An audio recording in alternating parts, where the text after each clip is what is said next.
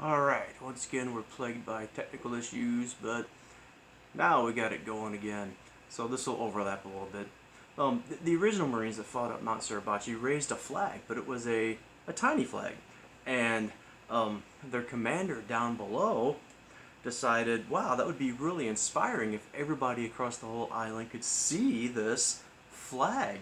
And so this group of Marines that we actually see photographed, they were stringing a telephone wire up the mountain to begin communications across the island. And as they're stringing the telephone wire up the mountain, the commander says, hey, take this bigger flag up and replace the tiny flag. So these guys, they didn't exactly fight their way up Mount Suribachi. Since it was fairly safe by that point, a couple reporters actually, one by the name of Joe Rosenthal, World War II photographer, asks if he can tag along up the mountain. They're like, sure, come on up. Because he can make them famous, of course. They get to the top of the mountain. They got this bigger flag. The first Marines that have fought their way up there, they tear down the old flag, and these new Marines start putting up the new flag. And Joe Rosenthal wants to get a picture of it, but he's not in control of the situation. They're putting up the flag faster than he can get his camera ready. He actually shot this from the hip and had no idea what he had taken. Keep in mind, this is 1945 by this point. This is real film cameras that have to be, the film has to be taken back down the mountain, it has to be sent back to a ship, the ship has to be taken to Hawaii. On Hawaii, the film is going to be developed. If you remember, you guys that grew up in the age of digital cameras, film had to be developed back then, a chemical process to make the actual picture. You didn't know what your picture looked like until it was developed. And being World War II, the army, the military is going to take care of this. The newspaper guys didn't have the right to just publish anything they wanted. Rosenthal's picture turns out to be this huge, inspiring picture from Mount Suribachi, but nobody knows until months later on Hawaii, and then it's got to be sent to Washington, D.C. for approval for publication. And as soon as Washington, D.C. sees this picture, they realize, holy cow, this is our golden ticket to more money. We'll use this picture to sell more war bonds, because you can throw this on the newspapers and say, look at these 6 Marines and how they fought their way up Mount Suribachi. By that point, the Battle of Iwo Jima is long over, and Washington decides, well, we got to have these 6 Marines. We're going to send them on speaking tours to sell war bonds and try to ramp people up for the war again. And so by the time Washington starts looking for these 6 Marines, most of them are dead. Because the battle in Iwo Jima didn't end in the first 5 days. It went for 35 days. You can't really see who's even in the picture because of the dimness, because their backs are turned, but there are 6 guys there. The unit was known, and so the Washington, D.C. investigators, they come out and they find out the unit, and they find a guy named Francis Gagnon that was a member of the unit. He was one of the weaker links in the chain. He was a messenger runner. They never used him on mainline combat. And they interrogate him, and he coughs up 6 names from memory. Now this is months later, and there's thousands of Marines on Iwo Jima. He had 5 of the 6 right, but one of them was wrong, and it was impossible to straighten out this mess because half of them are dead. Of the 6 people in the picture, 3 were killed in combat. 1 more was wounded in combat, a guy by the name of John Bradley, and of the 6, the only one that was never wounded on Iwo Jima that 35 days is the very last guy in the back here, a dude named Ira Hayes, who was made famous not just because of this picture, but then Johnny Cash made a song about Ira Hayes as a hero. This is their Sergeant Mike Strank here. He was killed in combat. On the other side, I believe, is Doc Bradley, John Bradley. His story is unique. He was a medic, sort of. He worked at a funeral home in high school, and so when he decided it was time to join World War II, he volunteered for the Navy thinking that it'd be way better to be on a ship way out here somewhere, lobbing shells at islands like Iwo Jima than charging up mountains like this. Well, when the Navy found out that he worked at a funeral home, they decided, okay, we're going to make you a medic.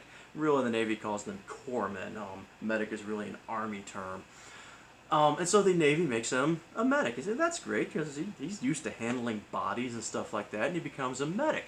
What nobody told John Bradley, they call him Doc Bradley since he was a medic, was that the Marine Corps is part of the Navy. The Marine Corps doesn't have their own corpsmen. The Marine Corps uses Navy corpsmen. And so, unbeknownst to him, he ends up charging up mountains like Mount Suribachi. And taking care of wounded Marines in very hot combat zones. His story is really cool because later, after most of these guys were killed, he was in a combat situation where he got about half one of his feet blown off. And other medics basically say, Doc, you just stay right there. We're going to go get a stretcher and carry you off this battlefield of Iwo Jima. Your time is actually done. You've done what you came here to do, and it's time to go back now and get your own medical treatment. They come back with a stretcher, and he's gone. He spent the next 10 hours crawling hole to hole, helping other Marines despite his own wounds. And then, after about 10 extra hours, got his own medical treatment. The guy up here is a fellow by the name of Harlan Block. And his story ties very well with Ira Hayes back here. Harlan Block was misidentified in the picture, and Francis Gagnon actually said this was Hank Harlan. Their names are so close together that he was misidentified. And so Hank's mom is told that her son is killed on Iwo Jima, but he was in this flag raising picture when he really wasn't. Meanwhile, Harlan's mom is told that her son is killed on Iwo Jima, but that he wasn't in the flag picture, but she could look at it and she swore that this was her son, and she pursued that to Washington, D.C., and the Marine Corps never actually told the truth, even after they figured out that there was a mistake in the picture caption. Nobody wanted to tell the truth after that because it was such an inspiring picture. Nobody wanted to drag this picture down into a scandal, into a controversy. And so all these guys were ordered to not say anything about it. The survivors are pulled off the combat line, Ira and Doc Bradley and Francis Gagnon, and they're sent back to the States to give speeches. And it just drove them up the wall that their friend Harlan was misidentified in this picture, and they were ordered not to talk about it. Due to that and other factors like PTSD, Ira Hayes becomes a pretty raging alcoholic out of this deal. And one of the ironies about Ira Hayes is he was an Indian. He was from an Indian reservation. The guy couldn't vote before he went in the Marine Corps. When he comes back from the Marine Corps, he's not considered a citizen, wasn't able to vote. He was as segregated as African Americans were during this World War II era. And yet he served his country anyway, goes back after the war, becomes a raging alcoholic, and finally gets so fed up with this whole situation, he walks from New Mexico, his Indian reservation in New Mexico, all the way to Brownsville, Texas, about a 1,500-mile walk across the deserts of the American South, just to tell Harlan's dad, yep, that was your son in the picture. They had a 5-minute conversation on a cotton field, and Ira Hayes walked all the way back to his reservation in New Mexico. Couldn't get a ride because nobody's going to pick up an Indian. It gives you an idea of how dedicated the World War II generation was. And then he tragically dies, gets drunk and passes out face down in a mud puddle and drowned in about 3 inches of water, and so went the heroic life of Ira Hayes. All these stories are really just meant to give you some detail of how intense all of this fighting was and how real and how personal it was. Iwo Jima, the size of the town of St. Genevieve, would cost us 7,000 dead Marines over a 35-day battle.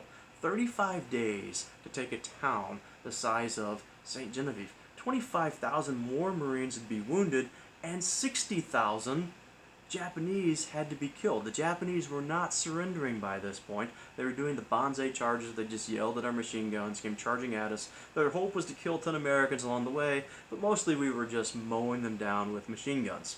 Another indicator of how serious the Japanese were, The last Japanese to surrender on Iwo Jima came out of their caves in 1949, which is 4 years after World War II was over. Not quite as extreme as the Philippine case, but this should give us an idea of if we ever invade Japan, it is going to be devastating. If 25,000 Marines are wounded and 7,000 die on an island the size of St. Genevieve Town, what's going to happen if we D-Day style invade Japan itself? Which leads to the ultimate example of this is Okinawa. This is the closest island to Japan. This will be the staging ground. This will be the launch area for when we invade Japan D-Day style. It's the last major battle, and it's the bloodiest battle in the Pacific. 12,000 Marines are killed on Okinawa. It's about the size of St. Genevieve County. And we had to kill 160,000 Japanese on that island. It's just horrifying. It's devastating. But if we look back at the map, from Okinawa and from Iwo Jima, we can launch the bombers that are just going to pound and pound Japan. I know it's probably difficult for you to imagine all of this because, everybody knows we end it with atomic bombs. At this point, we don't know anything about atomic bombs. They officially don't exist. Only the president knows and a few researchers working on them. We were going to bomb Japan into nothing with regular bombs. In fact, the deadliest bombing in military history was on March 8th of 1945, where we sent our B-29 super fortresses with fire bombs. An Army Air Corps general named Curtis LeMay, he's developed the idea that the industry of Japan is beaten down to nothing. At this point, we just had to break their willpower the way they were breaking our willpower. So he helped develop just fire bombs, napalm bombs. Because Japanese houses and villages are made of paper and sticks. One of the greatest things I've ever learned from in-depth reading is Japanese fire departments were not trained to put out fires. They were trying to show up to the scene of the fire and disassemble the neighboring houses and carry them away. Because the houses are so lightweight, they're wood and paper. The whole idea of Japanese architecture is to be able to see right through the house and see the beauty of nature. And so LeMay realizes, well, we just set their cities on fire, and we start firebombing Tokyo. To give you an idea of how serious we were, just as serious as the Japanese, LeMay was figuring out the gas mileage of our bombers. At this point, Japan's so beaten down, they just won't quit. They didn't have much of an air force or anti-aircraft guns to stop our bombers. Our B-29s flew so high and so fast that their fighter planes couldn't catch up with them. They couldn't fly high enough. They got one shot. If they started out in front of us, they could brace at us and try to shoot us down. So we didn't need machine guns on our bombers anymore. We didn't need armor plating. We didn't need the full crew. For every few hundred pounds you could remove from these bombers, you could put more bombs on the plane, is what LeMay starts calculating mathematically, until he reaches a point when we're close. When we're at Iwo Jima and Okinawa, he can cut the fuel load. He starts giving the pilots just enough fuel to fly to Japan and back, because every gallon of fuel you take off that plane is weight. It's more bombs you can put on the plane. We were killing, the March 8th bombing killed 100,000 people in Tokyo with just fire bombs. We killed more Japanese with regular bombs than the atomic bombs could ever imagine. We were trying to break their willpower, trying to break their military industry, their ability to wage war, and their willpower to wage war. Because we know when we invade Japan, it's just going to be horrifying. A D-Day style invasion of Japan, we calculate, will cost us 1 million soldiers and Marines, which is 4 times the casualties we've suffered in World War II to that point. But we have to do it to finish off the war. We expect in the process to have to kill 10 million Japanese people. Based on the numbers and the algorithms that we could mathematically see from marching across the Pacific, we were predicting 10 million Japanese would have to die before they would surrender. They were literally training women and children with pointed bamboo sticks to fight us to the absolute death. And that is when the most expected thing of World War II happens. And it's not the atomic bomb. president dies. On April 12th, 1945. This is about a month before Hitler dies and Germany surrenders, to put it in perspective of that war too. This is just after we've captured Okinawa and Iwo Jima. We were just on the verge of victory when Franklin Delano Roosevelt dies. This is a big deal. I remember Franklin Roosevelt, the only president to serve more than 2 terms. He had just been elected to his 4th term as President of the United States. He was the guy that looked around after 2 terms and said, well, I would love to be George Washington and move along, but nobody else in the country is qualified to replace me, therefore I have to go on. And then his 4th elections in November of 1944 in the absolute pits of World War II, and so he runs for a 4th term and America elects him. The irony is, by that point he knew. He just knew. People visiting him saw, they would look at his hands and they were already turning the ashen gray color of death because the circulation has gotten so poor. Franklin Roosevelt knew he could never survive a 4th term, and yet believed he was the only person that could guide us through the end of World War II. And it all catches up with him on April 12th of 1945, which means the vice president has to take over, which is Harry Truman, the only president from the state of Missouri. Now, you would think that in a 4th term, an aging and ill and very stressed president would choose a vice president of competence. That is the exact opposite of what FDR did during World War II. He was getting less votes every time. He was still winning, but getting less votes every time. He was such the competitive, ruthless politician that he didn't choose Harry Truman as a competent vice president that could take over. He chose Harry Truman because Harry Truman would get votes. Remember, Franklin Roosevelt is a rich New York City snob. His wife Eleanor here is literally the niece of Theodore Roosevelt, and you can see that in her Theodore Roosevelt smile there. She looks exactly like Teddy Roosevelt, minus most of the mustache. All Franklin Roosevelt cares about is winning, so he chooses Harry Truman from Missouri. Missouri's a swing state right in the middle of the country. It's a little bit southern, it's a little bit midwestern, it's a little bit western. You go out there by Kansas City, where Harry Truman's from. They wear more cowboy boots and hats. He's a vote-getter for Franklin Roosevelt, not a respected politician. In fact, Harry Truman's whole life story is the opposite of respected politician. Harry Truman's one of the greatest failures in life to ever become President of the United States. Harry Truman's a guy that should inspire all of us that we can truly be anything in America. Here's a guy that's born in western Missouri, dirt poor on a farm in western Missouri. He's the kind of kid that when he would have been going to school, this is pre-World War I, he's going to school in actually the late 1800s.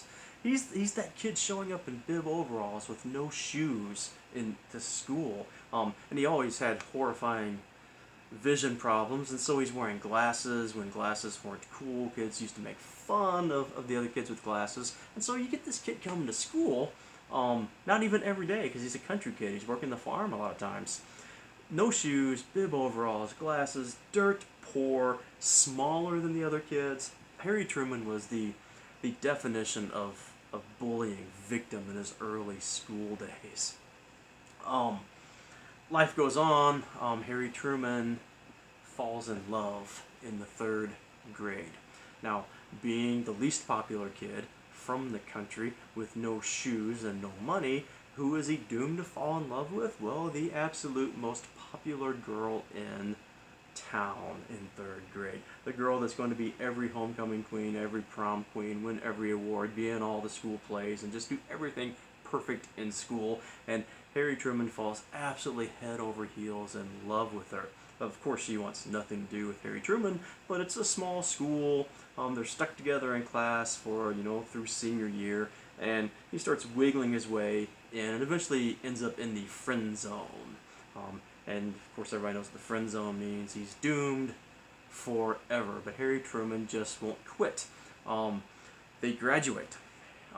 She goes off to college locally, and Harry goes to work on the farm. His dad has died by that point, leaving him in charge of the farm and his mother and his sister. And in addition to the hard farm work, he decides to make it his goal to buy a car.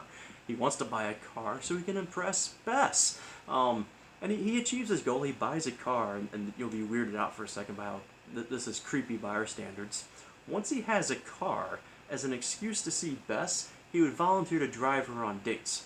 Not dates with him, dates with other dudes. He would chauffeur her on dates with other dudes just to try to worm his way into more than the friend zone. And this goes on throughout their 20s until he is 30 years old.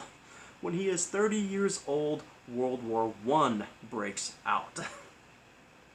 His last plea to Bess is, "Please marry me. I am volunteering he was 31 by the time this happens, volunteers to go to the trenches of World War I."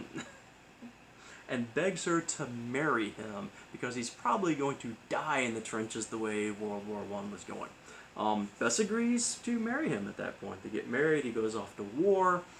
Harry Truman, because he'd been serving in the Missouri Reserves, he was an artillery captain during World War I. He had to figure out trigonometry in the trenches of World War I. All those parabola formulas you're doing, that's artillery trajectories. That's why you're learning it, so you can be on the artillery. He survives World War I. He impresses his men during World War I. He was smart. He's the last American president to not go to college, yet he figured out trigonometry in the trenches of World War I, impresses his men. At that time, you served with people that are local from your same area, especially when you come out of a National Guard type of unit and you're activated into the war. One of the guys in his unit was named Pendergast. And when they all shipped back to Kansas City, Pendergast wants Harry Truman to meet his dad.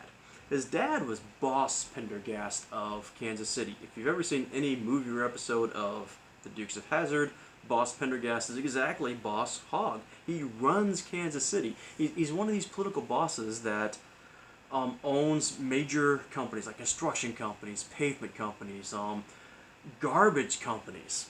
And then you use your money to influence politics. You buy politicians, get them on the city council, get them in the state legislature, get them in the federal government, and then they owe you favors because you donated to the political campaign. And so when Kansas City needs to build a new post office, it's Pendergast's construction companies that gets the contract. When Kansas City needs garbage pickup service, it's his garbage companies that get the contracts. He's just a dirty, corrupt politician.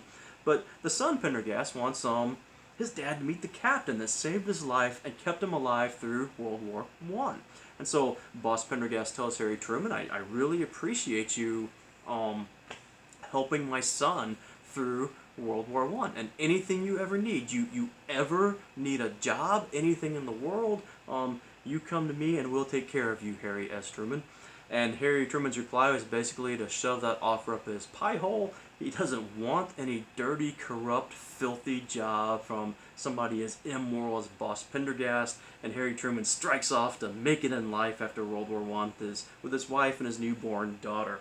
Something I should have said in the beginning. Harry Truman is actually, he grew up so poor, didn't even have a middle name. His middle name is literally S. If you look that up officially, there's no period after the S. It's Harry S. Truman, no period. His middle name is S. Too poor to have a middle name as growing up. And he's going to go back to the farm and raise his wife and daughter and take care of the sister and the mom on the farm. Well, remember what happened to farm prices after World War I? Yeah, the farming crashed. And so he loses the farm and lives in poverty. And then Harry Truman decides, well, I will go into business in the 1920s. But by the time he loses the farm, picks up a business partner, one of his World War I guys. We're on the verge of the Great Depression. He opened a shirt store with an old World War I buddy. It wasn't doing so hot anyway because all the old World War I guys would come along, and as the Great Depression sets in, Harry Truman couldn't help. He could not help people. An old veteran come in and say, "Hey Harry, can you support me $10 for the month?" He would give them $10 out of the cash register, and until the store just went absolutely broke. Plus the Great Depression hits and breaks the store anyway. His partner runs away, leaving Harry Truman with all the debt, and Harry Truman loses the business, goes into debt, and is pretty much an utter failure in life. In fact, the ultimate sign of his failure. Now take this as a little bit of a joke. I don't mean this too literally, but all guys should have a pact with a best friend that if you ever find yourself in this situation, your best friend should just shoot you. Conversely, if your best friend is ever in this situation, you should shoot him. He has no place to live. He's lost the business. He's lost the farm. He can only turn to one thing for a place to live. He has to go live with the mother-in-law. The mother of this girl who was, the beauty pageant, prom queen, popular, spoiled, pampered type her whole life. He has to swallow all his pride and live with the mother-in-law. Now, there is no father-in-law. He literally committed suicide years before this because the mother-in-law is so overbearing to live with. Every single day at dinner, it was a matter of, Harry, did you find a job today, Harry? Why can't you support my daughter, Harry? Why can't you have your own home? She just badgered and badgered and badgered and badgered until Harry Truman swallows all of his pride and goes into what he considered the filthiest, most corrupt, most low-down, most immoral job a person could possibly attain.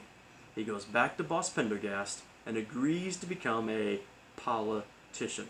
Now, he does have standards. He tells Pendergast that I will not do anything dirty for you, which is just actually fine with Pendergast because Harry Truman is so stinking honest, he knows Truman can get elected. And Truman does indeed get elected. He starts at the county level, works his way up to the state legislature, and by the 1930s, Harry S. Truman is in the Senate of the United States of America.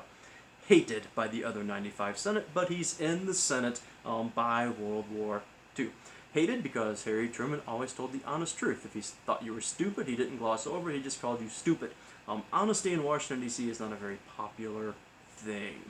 In fact, during World War II, as a senator, he launches an investigating committee on factories taking advantage of the war effort. Because if you're making helmets, you're going to overcharge for helmets. You're going to try to make money off the war effort. And he starts looking for the most corrupt of these and trying to shut them down until he finds a multi-billion-dollar hole in the spending.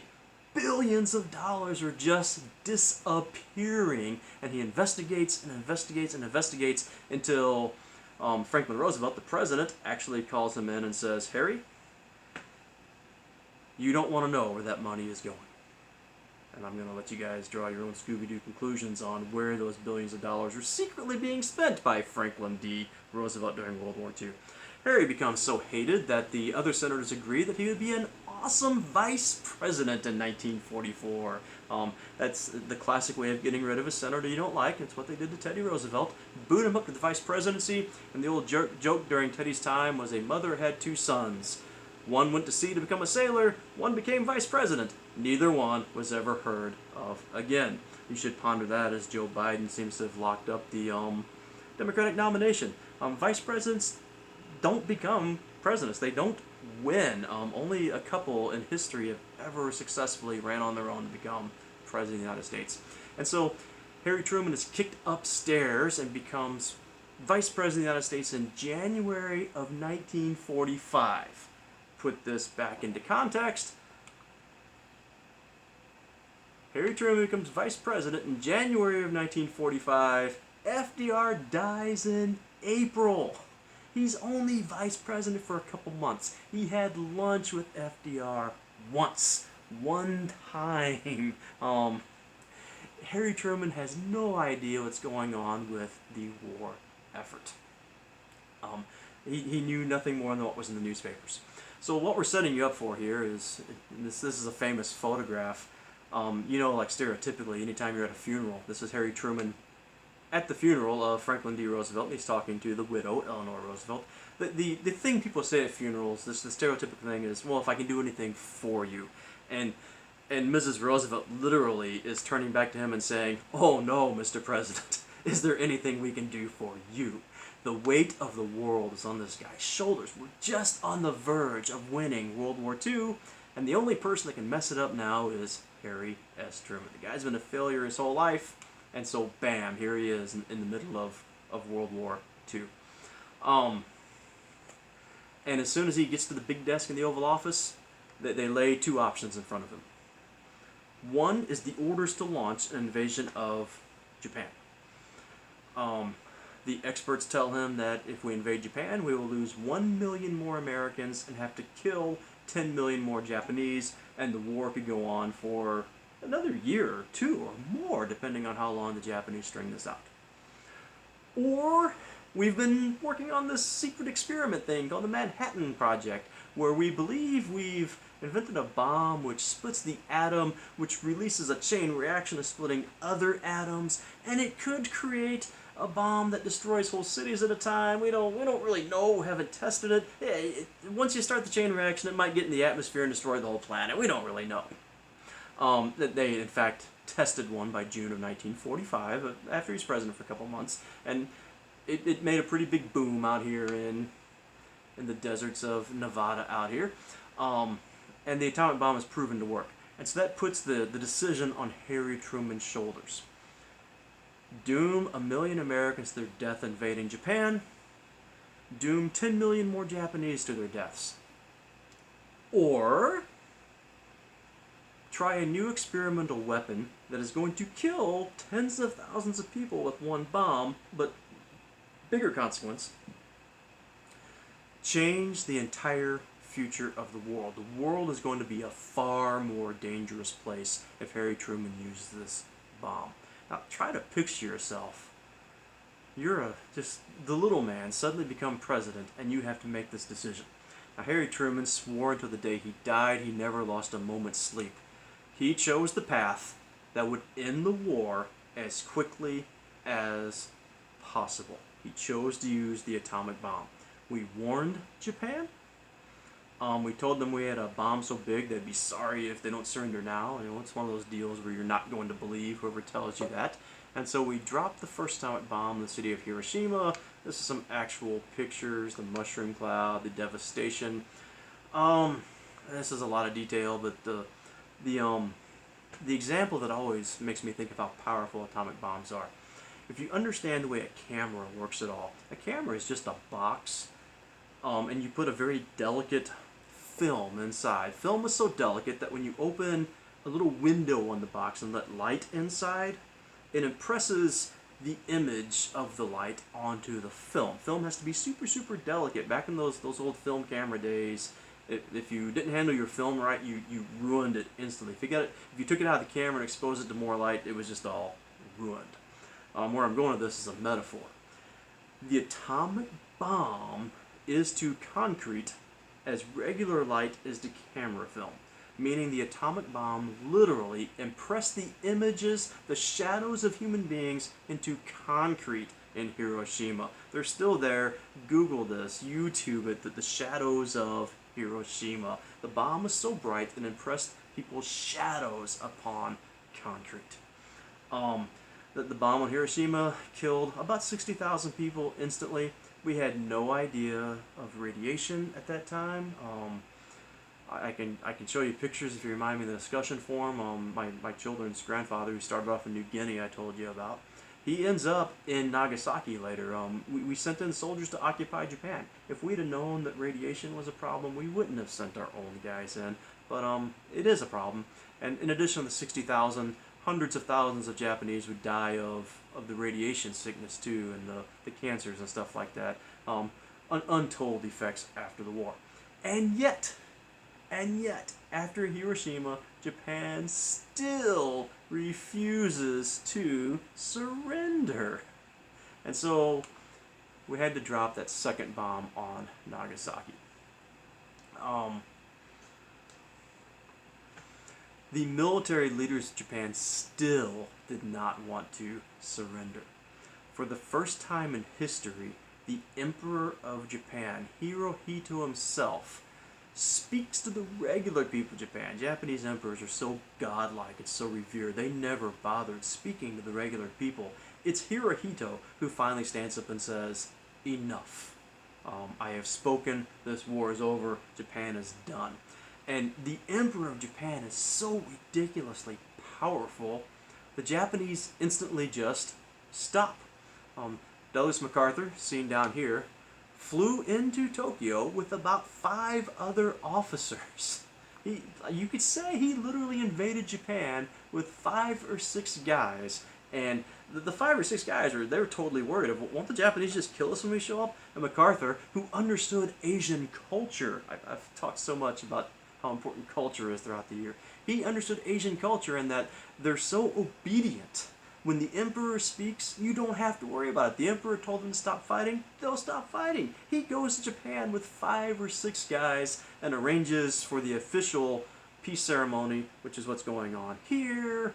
Aboard the USS battleship, USS Missouri, which is still stationed at Pearl Harbor because of its this momentous occasion. Japan surrenders in September of 1945 aboard the battleship Missouri.